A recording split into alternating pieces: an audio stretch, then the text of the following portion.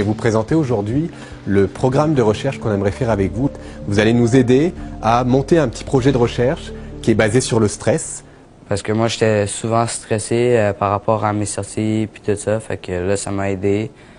Et genre, je suis plus calme qu'avant, genre. L'objectif du programme, c'est de transférer les connaissances qui ont été acquises sur la science du stress aux adolescents, aux enfants et aux adolescents. Les adolescents, parce que c'est eux qui semblent en avoir le plus besoin. J'ai réalisé qu'il y a différents moyens que tu peux prendre, même si genre, ils sont pas tout le temps efficaces. Parce que, genre, moi, par exemple, je pourrais juste respirer, puis je pourrais me calmer, genre, au fur et à mesure.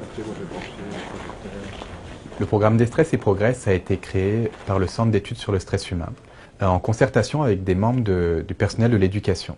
Le Centre d'expertise délinquance troubles de comportement, comme son titre le dit bien, porte deux axes.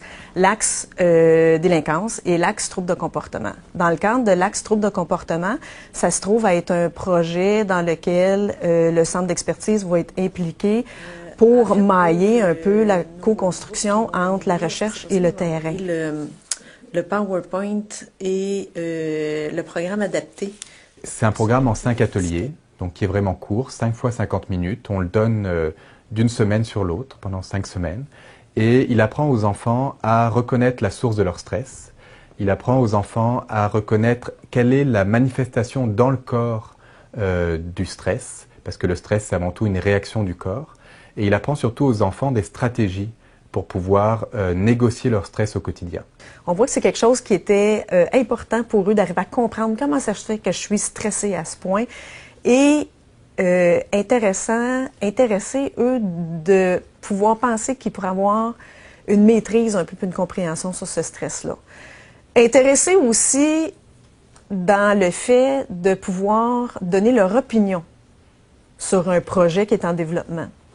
Et en leur disant qu'ils sont des collaborateurs. Donc ce qui s'est passé, c'est que tu as trouvé ça stressant, tu as mobilisé de l'énergie, et puis là, c'est sorti tout croche.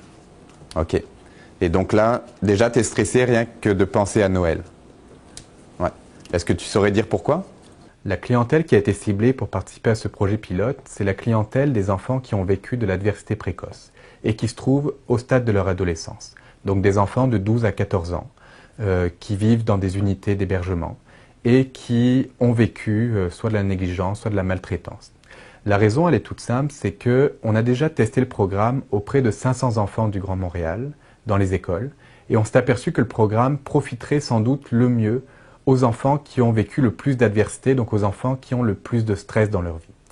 Ouais, parce que ta personnalité était menacée, parce que tu as senti que tu étais jugé avec cet examen-là, c'est ça? Que j'étais pas. Donc pour prendre le contrôle sur la situation, ce que tu as fait, c'est que tu as décidé de revoir les erreurs que tu avais faites. Pour un projet comme ça, il y a plusieurs étapes. D'abord, il y a l'étape de la préparation. Et dans l'étape de préparation, il y a deux côtés. Il y a l'équipe chercheur et l'équipe terrain. L'équipe chercheur est vraiment de préparer pour aller chercher le certificat éthique. Et l'équipe terrain, c'est vraiment de regarder quelles unités vont participer, ça va être quoi la programmation, etc. La présentation de cette recherche-là au comité de direction de clientèle, mission universitaire, s'est faite dans le processus normal. Mais ce qui était remarquable lors de cette présentation-là, c'est l'enthousiasme que cette recherche-là a soulevé, pas juste dans ma direction, mais chez l'ensemble des directeurs. Le projet a dû être approuvé par le comité d'éthique des Centres jeunesse de Montréal.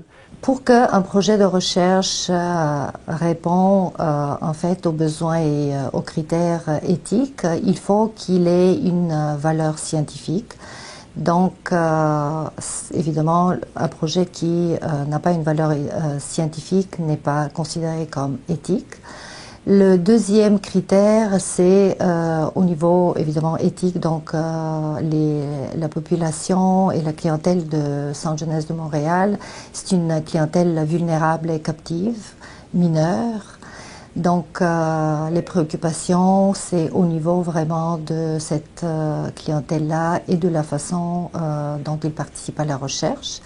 Et le troisième critère, c'est au niveau budgétaire, est-ce qu'il pourrait y avoir des conflits d'intérêts au niveau financier par rapport aux subventions des chercheurs. Donc faire passer un projet, ça doit vraiment être justifié, en particulier pour les mesures qu'on prenait avec les enfants. Il fallait pas trop les fatiguer, il fallait pas que ce soit trop dérangeant non plus pour eux. Donc le processus d'éthique a été assez long, il a duré plusieurs mois. Au niveau de la recherche, souvent les chercheurs, il y a des côtés qu'ils réalisent pas au niveau du terrain. Par exemple, la question des horaires, la question de la programmation, la question qui peut avoir des jeunes en retrait, etc. Et du côté du terrain, ben il y a des éléments des fois qui saisissent ou qui saisissent pas nécessairement au niveau de la recherche.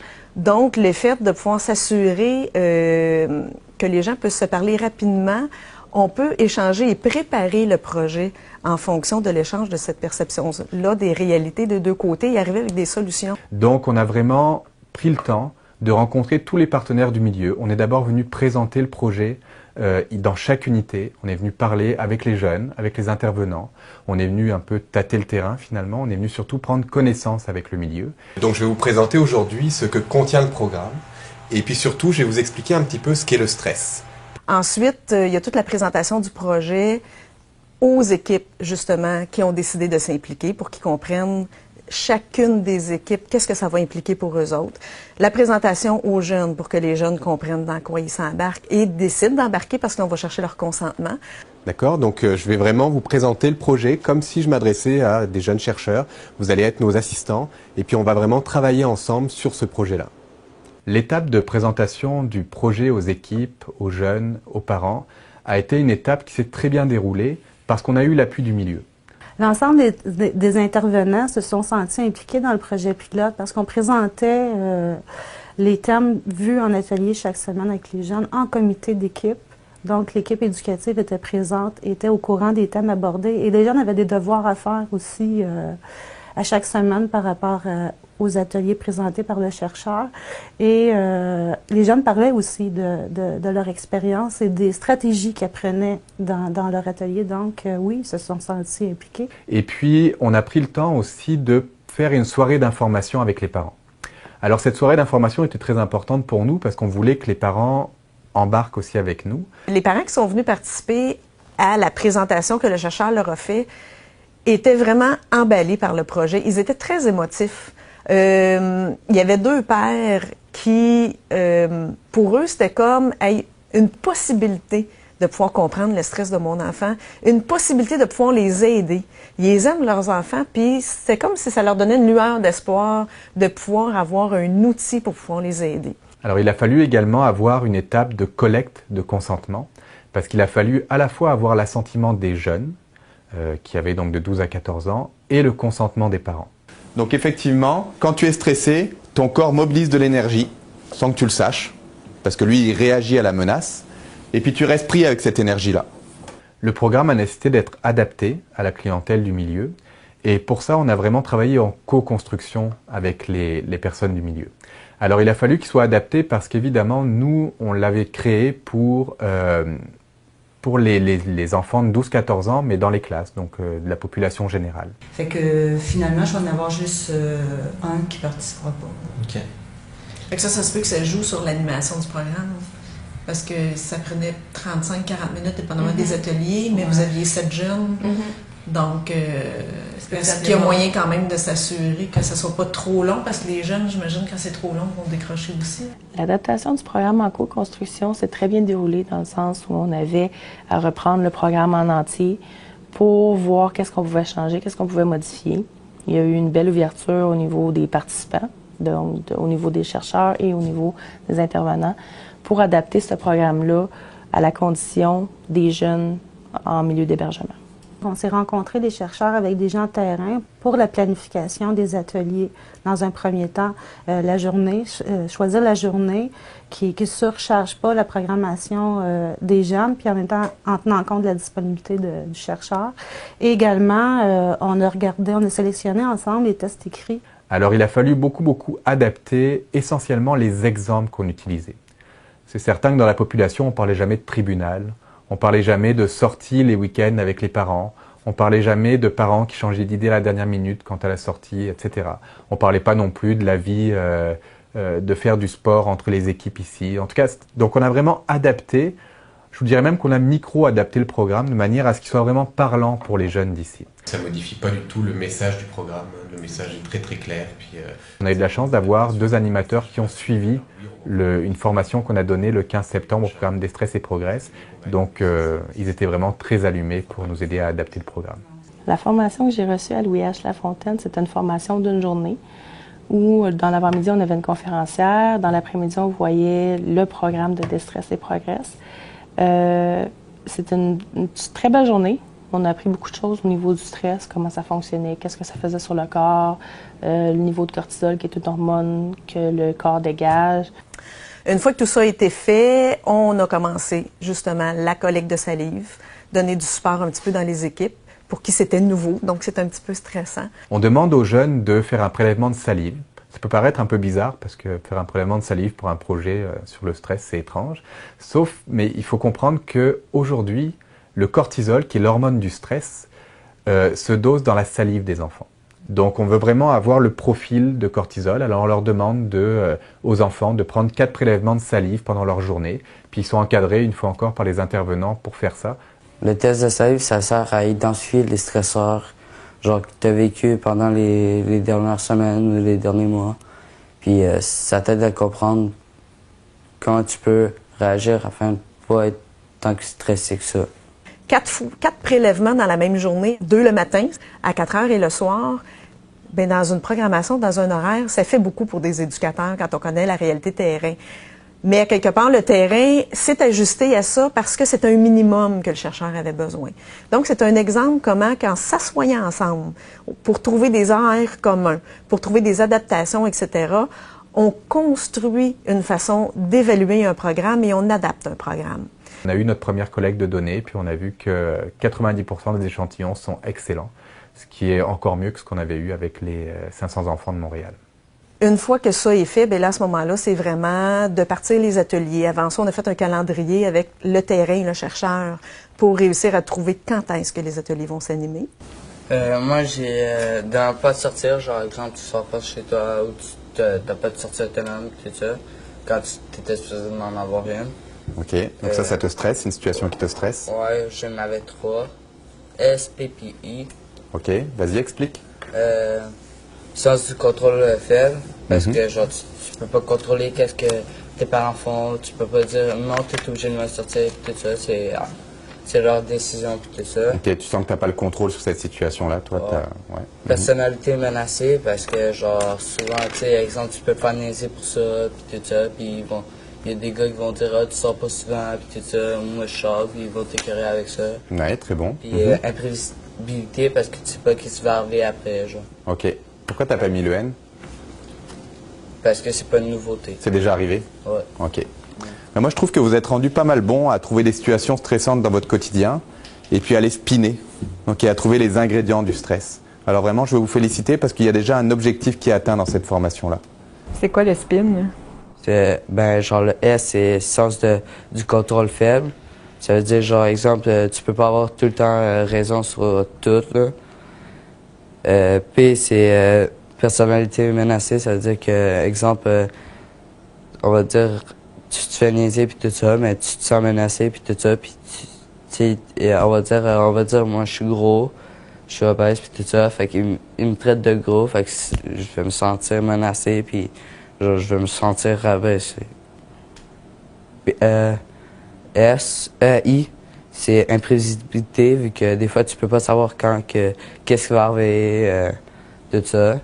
N, c'est nouveauté. Quand, exemple, tu vis une nouveauté, par rapport, exemple, je sais pas, moi, tu changes d'unité, tu changes de maison, puis tout ça. Et donc, quelle que soit la situation, vous avez toujours un de ces ingrédients qui explique le fait que vous soyez stressé. Alors, on apprend aux enfants à déconstruire leur stress. On leur dit spinner leur stress. Quand tu as des situations stressantes, mais tu fais les moyens qu'il te dit, puis tout ça, fait que tu peux les régler. Alors l'animation des ateliers chez les jeunes en difficulté m'a beaucoup surprise parce que moi j'étais habitué à animer dans les classes, donc 30 personnes. Ici on est en petits groupes, 6, 7. Il faut être très attentif à chacun d'entre eux parce qu'ils sont très très réactifs, ces enfants-là. Donc même si c'était pas moi qui étais chargé de veiller au climat finalement, et heureusement que j'avais les animateurs avec moi, les éducateurs et les intervenants avec moi, c'était quand même, il fallait vraiment faire attention, puis il fallait surtout, moi mon travail c'était de absolument garder le focus. Il fallait toujours essayer de les ramener. Là, il faut se rappeler que c'est un projet qui est nouveau. C'est un programme qui est nouveau et qu'on adapte à notre clientèle ici et à la réalité que des fois, on a des jeunes à dernière minute qui ne peuvent pas se présenter parce qu'ils sont en arrêt d'agir. On a des jeunes qui tout d'un coup ont une activité qui ne peuvent pas se présenter. Donc, comment on fait? Est-ce qu'on leur donne en individuel? Est-ce qu'on les envoie dans l'autre unité, etc.? Donc, c'est l'animation et l'adaptation en même temps de la réalité. Par après, il y a encore 1 ou 2 collectes de salive et de tests qui rentrent dans l'évaluation du projet. Première question, c'est très important là-dedans, les amis, que vous remplissiez ce que vous pensez être le cas pour vous, d'accord? Cherchez pas, il n'y a pas de bonne réponse, je vous l'ai déjà dit. Alors l'importance des tests écrits qu'on fait passer aux jeunes réside dans le fait qu'on ne sait jamais si une intervention va fonctionner ou pas. Donc c'est très important qu'on ait des mesures avant, après et puis quelques semaines après. Ça va? On peut aller avec le deuxième test? Le deuxième test, vous le connaissez aussi? Alors on utilise ces tests-là pour mesurer l'estime de soi, pour mesurer le niveau de détresse psychologique de l'enfant, pour mesurer le niveau de stress perçu de l'enfant. Et puis là, on a un nouveau test qui sert à mesurer la capacité des enfants à reconnaître des émotions. Visage neuf, est-ce que vous êtes prêts? C'est parti. Donc au cours de ce test écrit, on mesure toutes ces choses-là, on les mesure avant, après, puis on regarde s'il y a un changement entre les 2 temps de mesure. Il y a plusieurs questions que tu dois remplir puis tout ça, mais il y a des questions qui sont vraiment faciles, comme il y en a d'autres que tu peux avoir de la misère, mais quand tu sais comment que tu vis, comment que tes sentiments, mais c'est plus facile. Pendant la semaine, on fait un suivi particulier auprès des jeunes, dans le sens où on va les aider quand ils ont des questions, où on va revoir avec eux autres les devoirs, parce qu'il y avait des devoirs à chaque semaine à faire. Fait que quand il y avait besoin d'aide, on était là pour eux autres à répondre à leurs questions. Et d'ailleurs, l'animation a très bien été. Et ce qui était très bien, c'est qu'à chaque animation, les jeunes nous ont remercié de faire le programme. Sauf si on a été surpris, on ne s'attendait vraiment pas à ça. Je peux vous dire que dans les écoles, il n'y en a pas un qui nous a remercié qu'on faisait le programme. Et par la suite, la dernière étape est vraiment un repas pizza récompense pour les jeunes. C'est d'ailleurs, beaucoup de jeunes ont décidé d'embarquer parce que, ah oui, un repas pizza, moi c'est sûr que j'en veux un, puis ils embarquent quasiment pour le repas pizza à la fin.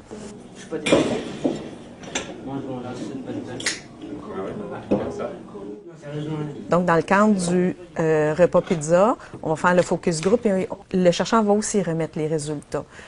Fait que la première chose que j'aimerais savoir, dans le fond, qu'est-ce que vous avez aimé le plus du programme Déstress et Progresse? Je pense que c'est quelque chose qui a motivé les jeunes aussi à embarquer, et même les équipes, de dire on va avoir des résultats rapides. Si on regarde émotion par émotion, on va regarder là. Donc là, ça c'est pour la colère. La colère, vous êtes les meilleurs à la reconnaître. Les résultats préliminaires que nous avons récoltés jusqu'à date sont vraiment, je dirais, prometteurs.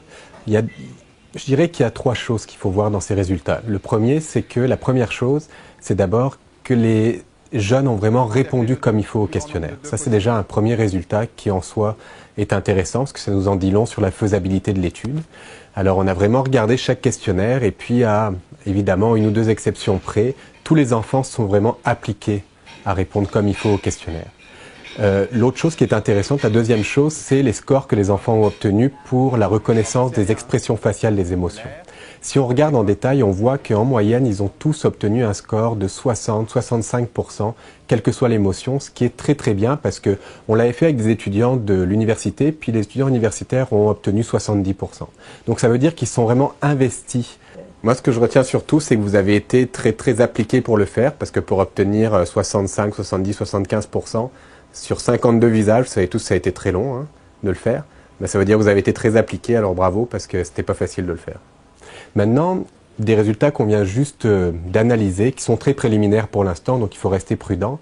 On a regardé chez les groupes qui ont vécu le programme s'il y avait eu un changement entre la mesure qu'on avait prise avant le programme puis après le programme. Puis là, on parle de mesures de niveau de dépression, mesures d'attention sélective, mesures d'estime de soi. Et ce qu'on remarque très très nettement, c'est que quel que soit l'indicateur qu'on utilise, ils vont tous dans le sens attendu. C'est-à-dire qu'on a une diminution du niveau de dépression, une augmentation de l'attention sélective et une augmentation de l'estime de soi. Donc ça, c'est très encourageant. Là, évidemment, on n'en est pas encore à parler de résultats significatifs, mais on en est vraiment à parler de tendances qui sont intéressantes. Puis il faut attendre d'avoir analysé tous les résultats, puis de l'avoir fait de manière très rigoureuse pour pouvoir conclure. Mais déjà, c'est des résultats préliminaires qui sont très, très prometteurs. Parce que beaucoup d'activités cliniques qu'on fait avec les jeunes, on voit que ça fait du bien, on voit qu'ils font des progrès. Mais c'est difficile à mesurer. Et là, c'est une des premières fois où on va pouvoir vraiment mesurer avec un indicateur là, fiable. Et ça, c'est un intérêt. C'est concret et ça va nous aider donc aussi à faire la promotion de ce type d'activité-là, cognitive comportementale, qu'on pense être fondamentale pour nos jeunes. Ce qui est intéressant dans cette recherche, c'est que les résultats sont concrets et très vite accessibles. Je pense que le fait de coopérer ensemble, ça permet de créer des nouveaux liens, mais créer des nouvelles façons, pour nous, les intervenants, d'appliquer nos méthodes.